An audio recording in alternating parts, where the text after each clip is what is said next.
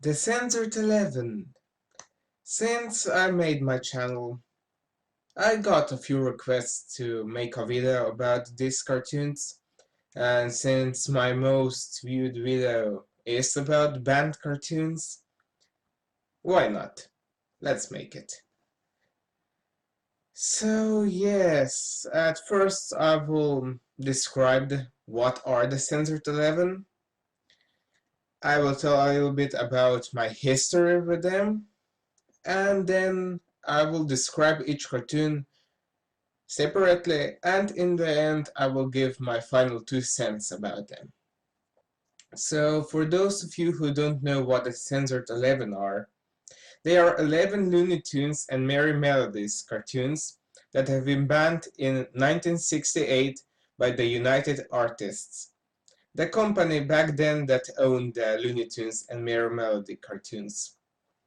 Since then, these cartoons were no longer shown on TV, at least not in the United States, because in Europe they were shown on TV, at least in my country. I have seen 2 of them on TV when I was a kid. So why were they banned? They were banned because of racial stereotypes. To be more precise, black stereotypes. There were also a lot of other stereotypes back then, but those were banned later and are not counted as part of the Censored 11, even though they are also no longer shown on TV. These stereotypes back then were everywhere, and minstrel shows were for quite some time considered the most popular form of entertainment. So it's no surprise actually that stereotypes were also popular in movies, radio shows, comics, and cartoons. Well, it depends where you live. Here where I live, they are rather unknown, and I didn't know about them until I randomly found them one day on the internet. But I saw them way before that because in the 90s they were often shown on TV, especially the cartoons featuring these stereotypes. For instance, all of the Tom and Jerry cartoons back then were shown completely uncensored, including the now banned His Mouse Friday, a cartoon in which Jerry disguises himself as a cannibal and orders Tom to cook himself in a pot.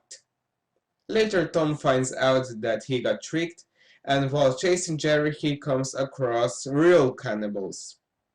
Yeah, this cartoon regularly aired in my country, on Cartoon Network to be precise, and I think it was removed from airing around 2001. And the same was with the Looney Tunes cartoons back then.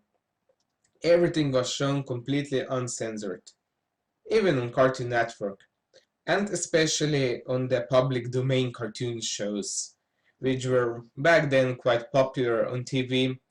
And yeah, I saw those 2 Censored 11 cartoons back then on one of those shows. When I was a kid, this completely went over my head. I didn't know that those were offensive stereotypes. Heck, some of them were so ridiculously drawn that I didn't even know that they were supposed to portray all humans. I seriously thought that they were monkeys because those blackface gags jokes were so exaggerated that they didn't even look like humans anymore.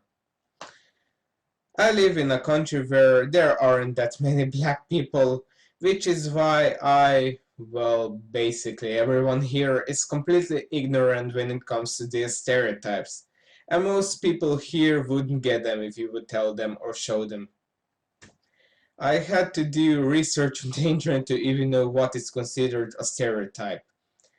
Yes, the more modern stereotypes about black people are here more popular because of the popular singers, movies, and so on. Yes, but those are considered sort of okay, apparently. But when it comes to those older stereotypes, they aren't known here. I mean, nobody here would even know that watermelons are supposed to be a stereotype. Everybody would just be like, huh? Really?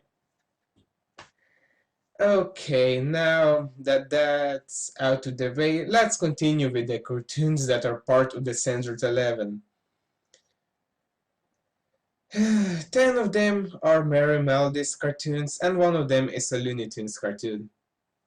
I will mention them in the same order they were released, and I won't point out the stereotypes unless they are really stupid, because otherwise I would be here the whole day. And I will think that I will split the video in 2 parts because it will be quite long. But okay. The first one is the only black and white cartoon on the list, and it's called Hittin, the Trail for Hallelujah Land. It's the least offensive. No, actually, I would say this one is completely inoffensive. I think that only the most overly sensitive people could be offended by this one. At least that's how I see it. I will tell you why. Since this is one of the 3 that is now in public domain, I will show a little more clips than I would usually do. So this cartoon is basically the Steamboat Willie of the Warner Brothers. It's very similar, at least parts of it. Like many black and white cartoons, it has the same plot.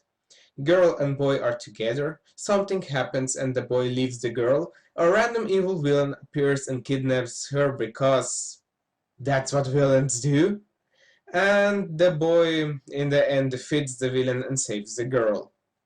Yeah, just another one of those dozens of black and white cartoons that have the same plot. But this one is banned, that's the main difference. Why, you may ask? Because one of the characters is named Uncle Tom.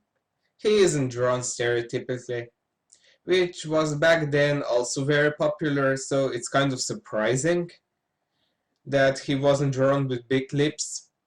He just has that beard, but it's nothing over the top, and frankly, if you wouldn't hear the name Uncle Tom, nobody would even expect that this is supposed to be a stereotype. Really, it's not obvious at all. And I did think that it was banned because Uncle Tom was simply mentioned too often.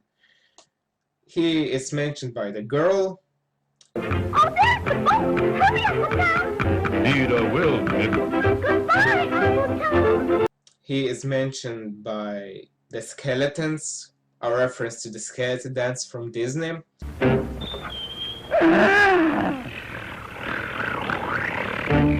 Yo!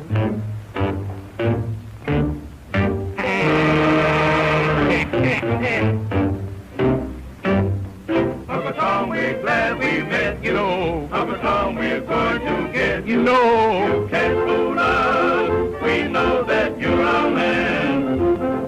I can feel my nerves are twitching, and the price they show I'm kitchen. You'll take my pay from this here graveyard land. Oh, Mr. Gold, I ain't done nothing wrong. Let me alone. Let me get from here, I die from where I said I'm Uncle Tom, we're glad we met you. Uncle Tom, we're going to get you. You're hitting a trail for Hallelujah Land.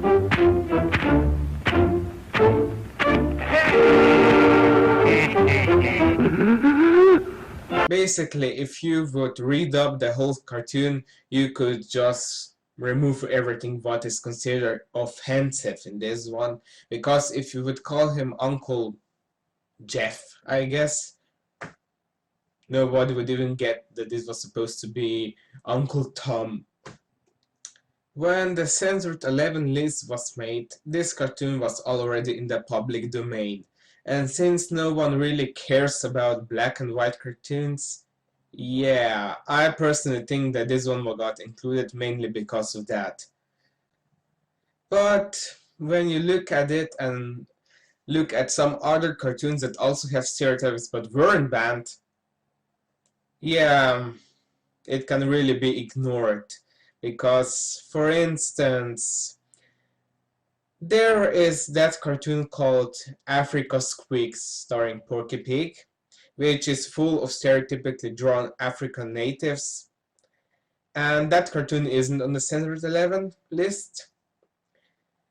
And actually that cartoon was also recolorized, and in the 90s Nickelodeon was airing it, but of course heavily censored, so it was only like 4 minutes and 30 seconds long. And it was a complete mess. I have it on my computer, I downloaded it, the censored version and the original, and it made no sense whatsoever. They not only removed things that were important to the plot, but also parts of the whole plot point. It made just no sense whatsoever. It was like you would take a bunch of cartoons and just mash them together. It made no sense. So yeah. And there's also another one of those cartoons, I think it was Merry Melodies. It's called The Early Worm Gets the Bird. And it also has stereotypes, but in a more tasteful manner than the ones that are on the Censored 11, if I exclude Hittin the Trail for Hallelujah Land. And yeah, the mother bird there was called Mammy, and her children were drawn similar to how black children were drawn back then, with those hair. But it was really nothing over the top, and actually for the time this cartoon was made, those stereotypes were really toned down. And yeah, that cartoon also didn't make it on the Censored 11, but it's now in the public domain, so if you wish you can watch it. It's on YouTube.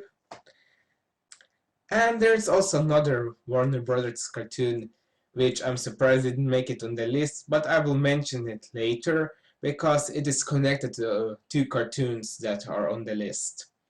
So I really don't get why Hittin the Trail for Hallelujah Land is actually on the list, other than the two reasons I gave before, because as I said, it wasn't really offensive in any kind of way, and Hittin the Trail for Hallelujah Land is in the public domain, so you can easily find it on YouTube.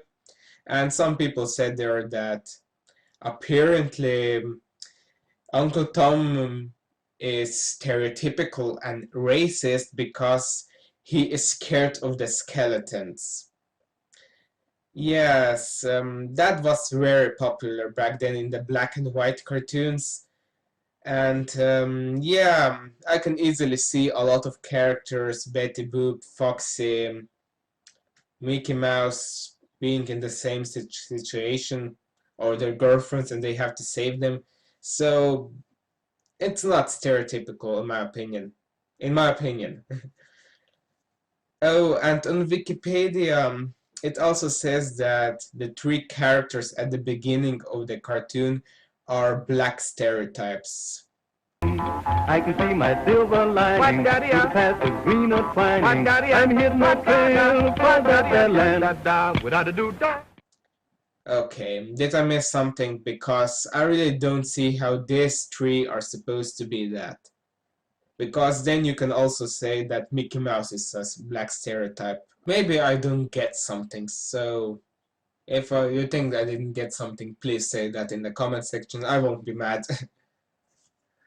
The next one on the list is Sunday Go to Meetin Time, and yeah, this one is deservedly on the list. In this cartoon, all humans are stereotypically drawn. Remember how I said for the two cartoons before that they didn't exaggerate on the stereotypes? Well, this one doesn't hold back. This cartoon relies completely on stereotypes. It has a very weak plot point, and because of that, it's using a lot of gags featuring black characters as a filler, because otherwise it wouldn't have been even, I don't know, 4 minutes long. Even if I ignore the offensive stereotypes, this is just lazy, because you can't do much with any kind of stereotypes because it gets repetitive really fast. And then we meet Nicodemus, a lazy dice-playing man whose wife, sister, mammy stereotype drags him to church. He doesn't stay there for long and he goes out to steal chickens. Do you see now why I consider it ridiculous that Hittin the Trail to Hallelujah Land made it on the list? Well, compared to this, I mean, the only thing what's missing in this cartoon is him stealing watermelons. Anyway, he gets knocked out and he wakes up in hell when we see the devil that lists his crimes. Predictable, wasn't it? So he gets sent deeper into hell, and then demons start attacking him with pitchforks, but he then wakes up, finds out that it was just a dream, and goes to church because he learned his lesson. There isn't much that I can say about this cartoon, it's just meh. The next one on the list is Clean Pastures, and it's a parody of the 1936 film Green Pastures. Just like the previous one, the plot of this one is connected to religion. The big difference between this one and the previous one is that here the stereotypes are urbanized. So we no longer have watermelon eating chicken stealers, but gamblers that love to dance and drink. And they live in Harlem. We then go to Paradise, and we find out that no more souls come there because of Harlem. So the Black Saint Peter calls an angel and orders him to recruit souls. He tries to do that, and you know, I never liked it when people reuse the same stereotypes over and over again, because it shows how little creativity you have. So yeah. Anyway, 4 angels who are caricatures of famous jazz singers then tell Saint Peter that you need rhythm to bring people into paradise.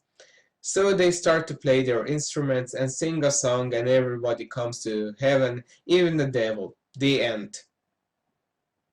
Okay, can somebody tell me what was wrong with Harlem? Cause not even once in this cartoon was it said why Paradise is better than Harlem, or the other way around. Why is Harlem bad? They never said that. And yeah, I personally consider this to be the most boring cartoon on the list. And some trivia here. Parts of this cartoon were recycled and used in Have You Got Any Castles, which was released uncut on DVD. And here's the best part about it. Both Sunday Go to Meetin Time and Clean Pastures are completely unoriginal because a few years earlier, a Merry Melodies cartoon called Going to Heaven on a Mule was released. I do apologize for the crappy copy I have of this cartoon. I couldn't find a better one. So in this one we see an extremely lazy stereotype that has a drinking problem. He then has a dream in which he goes to heaven on a mule, and when he starts to drink there, he is sent to hell.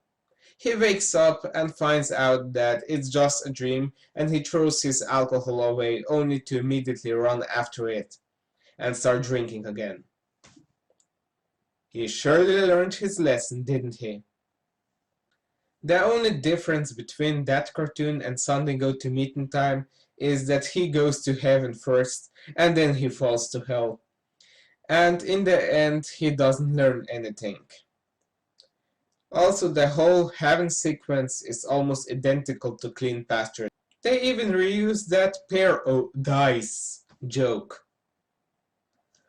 But okay.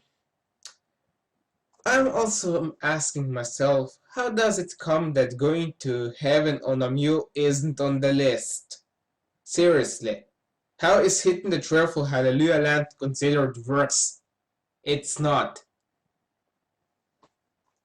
Uncle Tom's Bungalow is next.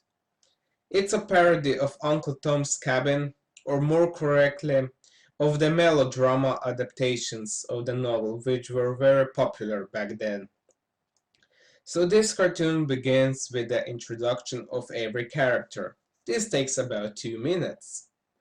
After that, we see the slave trader coming to Uncle Tom, and Uncle Tom says this. My body might belong to you, but my soul belongs to Warner Brothers. Okay, anyway, Little Eva and Topsy buy Uncle Tom, and the slave trader warns them that in case they fall behind in their payments, he'll take him back. And that's exactly what happens. So he comes back, but can't find Uncle Tom. The girls don't tell him where they hit him, so he wants to whip them. But Eliza takes the girls, and the famous chase scene then comes. She gets cornered, and just in the right time Uncle Tom comes with enough money to pay. And he got the money by playing craps. This cartoon is better than the previous one because it doesn't completely rely on gags with stereotypes, at least in my opinion. It's better because of that. And it's actually at parts kind of funny. Unlike the previous one, which was just boring. But anyway, cartoon number 5 on the list is Jungle Jitters, and it's the only one to involve cannibals. So it will have slightly different stereotypes. This one fell into public domain, and you can easily find it on low-budget video releases with other public domain cartoons. And in the 90s, this cartoon was shown in my country on TV. Yes, I saw it when I was a kid. So the first 2 minutes of this cartoon are just stereotypical gags. One should know that back then, this is how they made cartoons. Gags to entertain the viewers were everywhere, and the cartoon makers tried their best to make a gag out of everything. So it actually isn't a real surprise that they decided to use this as gags. After that, we meet a traveling salesman who reminds me a lot of Goofy, and he is a caricature of Elmer Blurt. The cannibals drag him into the village and put him in a pot. While he is being cooked, they explore his suitcase, which results in more gags. While they are waiting for their dinner, we see the queen of the village, who is white and she looks like a pelican. She wants to know what's happening, and one of the guards then speaks in a stereotypical Chinese accent. You know, with every second, this cartoon somehow gets more bizarre. What's going on out there? We are having a salesman for dinner, please. A man? Bring him in.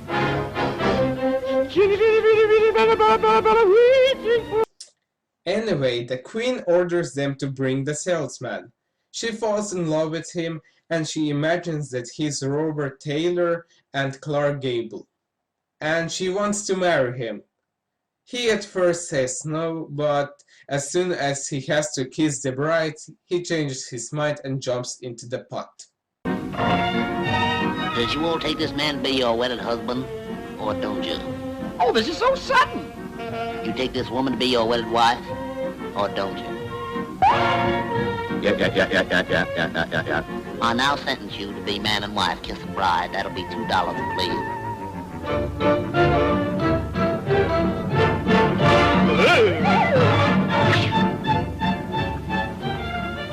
I hope they all get indigestion. I hope.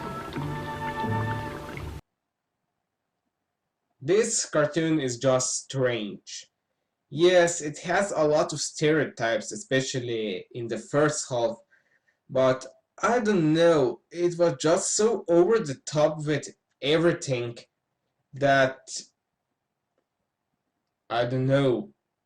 I mean, you have that salesman who is like Goofy, that white queen that has the face of a pelican, the black guard talking in a Chinese accent. I mean, it's so over the top that I don't know. It's not the first on the list for me. For most people, it probably would be, but for me, it's not. The next cartoon is The Isle of Pingo Pongo, and it's a parody of the travel documentaries. In this cartoon, we follow a cruise ship which goes from New York to the Isle of Pingo Pongo.